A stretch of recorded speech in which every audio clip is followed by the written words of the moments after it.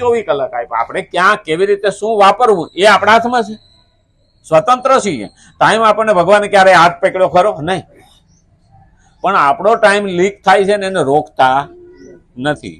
અહીં કર્મણા એવ પદનો સંબંધ પૂર્વ શ્લોકના અશક્તો યા ચરણ કર્મ આ પદથી અર્થાત આસક્તિ રહિત થઈને કર્મ કરવા સાથે છે.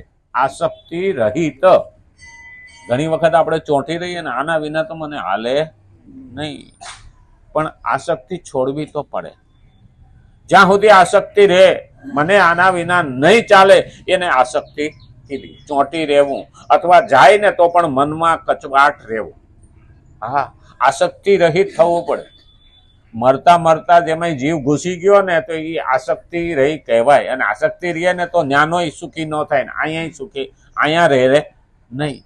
એટલે કીધું છે આસક્તિ રહિત થઈ જવું. કેમ કે આસક્તિ રહિત થઈને કર્મ કરવાથી જ મનુષ્ય કર્મ બંધનથી મુક્ત થાય છે. પછી એને કર્મ ચોંટતું નથી. મારે કંઈ કરવું જોઈતું નથી અને પ્રભુ તારા માટે કરવું છે. ખરેખર દુર્યોધન પોતા માટે કરતો હતો. કર્ણ સાચું ખોટું જોયા વિના બીજા માટે કરતો હતો અને અર્જુન ફક્ત ભગવાન માટે કરતો. દુર્યોધને કીધું હતું તમે કે પક્ષપાત કરો છો, ભગવાન કૃષ્ણને કીધું. તો ક્યારે કેવી રીતે? તો કે હું તમારું નામ લઉં છું, તમારી પાસે આવું છું અને અર્જુન આવે છે તો તમને અર્જુન ઉપર વધારે પ્રેમ છે કે મારા ઉપર નથી. કારણ કે દુર્યોધન દંભ કરતો હતો. ત્યારે ભગવાન કૃષ્ણે કીધું હતું અર્જુન બાજુના રૂમમાં સૂતો છે જોતો. અને અર્જુન સૂતો હતો ત્યારે એને શ્વાસે શ્વાસે રૂવાટેથી અવાજ આવતો હતો કૃષ્ણ કૃષ્ણ કૃષ્ણ. પાછો આવીને કે એવું મારે થતું નથી.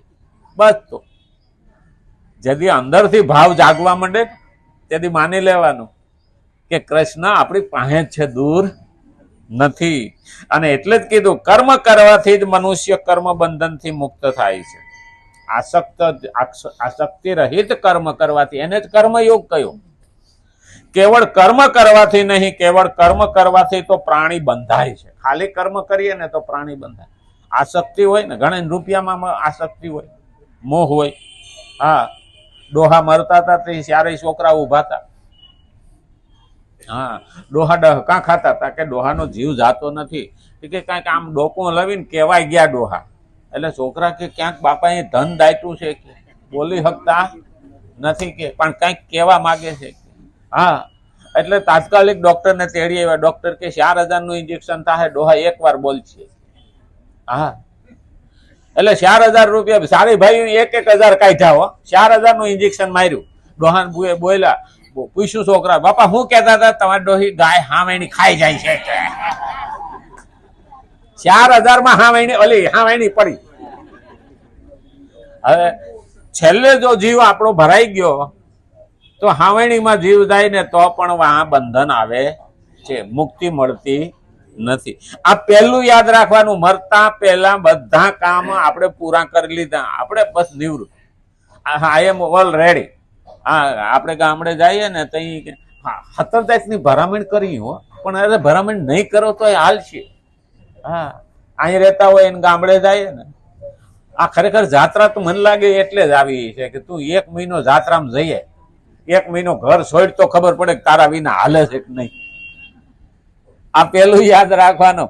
આપણા વિના જો 30 દાડા હાલ્યું હોય ને તો 30 વર્ષ હાલે. એટલે હું છું એટલે તારું ઘર હાલે છે એવું મનમાંથી કાઢી નાખ. મારે મારા આત્માનું કલ્યાણ કરવાનું છે. મારી ફરજ હતી, મારું કર્તવ્ય હતું. એટલે મેં બાળકો મોટા કર્યા કે ઘર ચલાવ્યું ને મહેનત કરી. બસ હવે પૂરું થઈ ગયું. એ એની રીતે તરતા થયા.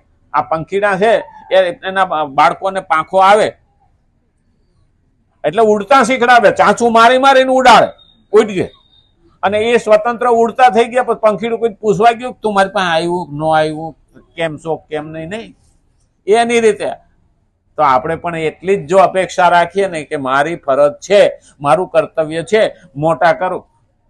જો આપણે કર્તવ્ય નિભાવ્યું છે, એ સામાવાળા આપણા છોકરાઓને એવું હોય કે મારે મારું કર્તવ્ય નિભાવવું જોઈએ તો કરે તો અલગ વસ્તુ છે, બાકી એને ફરજ પડાય નહીં. ભગવાન કે તું જેવું વાવીશ એવું લણી. હા, અને એટલે જ માથે પડે છે. અને એ જ કીધું છે કે આસક્તિ રહિત થઈને કર્મ કરવાથી જ મનુષ્ય કર્મ બંધનથી મુક્ત થાય. કેવળ કર્મ કરવાથી નહીં, કેવળ કર્મ કરવાથી તો પ્રાણી બંધાઈ જાય છે. કર્મણા બંધતે જંતુહુ. મહા શાંતિ પર્વની અંદર 241મો શ્લોક 7મો અધ્યાય એમાં કે છે, આ કીધું છે કે ગીતાની આ શૈલી છે કે ભગવાન પાછળના શ્લોકમાં વર્ણિત વિષયની મુખ્ય વાતને જે સાધકોને માટે વિશેષ ઉપયોગી હોય છે સંક્ષેપથી આગળના શ્લોકમાં ફરીથી કહી દે છે. ગયા શ્લોકની વાતે આમાં થોડી લઈ લે. આપણે રિપીટ કરીએ છીએ ને અમુક અમુક વસ્તુનું કારણ જ છે. ભગવાન કહે છે કે હવે તને ગયા શ્લોકમાં જે કીધું તે આમાં થોડુંક લઉં છું. ભગવાન લેતા હોય તો આપણે લેવામાં કઈ વાંધો ખરો? ના, એટલે રિપીટ કરવાનું બીજું લાભ છે. હો, અમારે માસ્તરો જેમ એકડો ઘૂંટાવતા ને એમ રિપીટ કરવામાં શું છે, ઓલું ભૂલાય નહીં, એટલે હાંધો મળી જાય. હા, બેનો ગોદડું સીવતી હોય ને એટલે ઓલો જ્યાં દોરો પૂરો થયો હોય ત્યાં પાછું બીજી ગાંઠ મારી ત્યાંથી પાછો ટેભો લેવાનું શરૂ કરે. નહીતર તો એ પાછું ત્યાં અધૂરું રહી જાય ને. એટલે મારે આ ટેભો લેવા હાટું થઈને પાછો હાંધો મારવો પડે. તો ભગવાન આ હાંધો મારે. એટલે એવું ન માનું કે ફરી કેમ લાયા, પણ હાંધો મેળ કરવો પડે. ગીતાની આ શૈલી છે કે ભગવાન પાછળના શ્લોકમાં વર્ણિત વિષયની મુખ્ય વાતને જે સાધકોને માટે વિશેષ ઉપયોગી હોય, કારણ કે દરેક ઉપર ભગવાને પ્રેમ કર્યો છે, તો દરેકને ઉપયોગી જે છે એ ભાષા સંક્ષેપથી આગળના શ્લોકમાં ફરીથી કહી દે છે. જેમ પાછળના 19મા શ્લોકમાં આસક્તિ રહિત થઈને કર્મ કરવાની આજ્ઞા દઈને આ 20મા શ્લોકમાં તે જ વાતને સંક્ષેપમાં કર્મણા એવ પદથી કહે છે.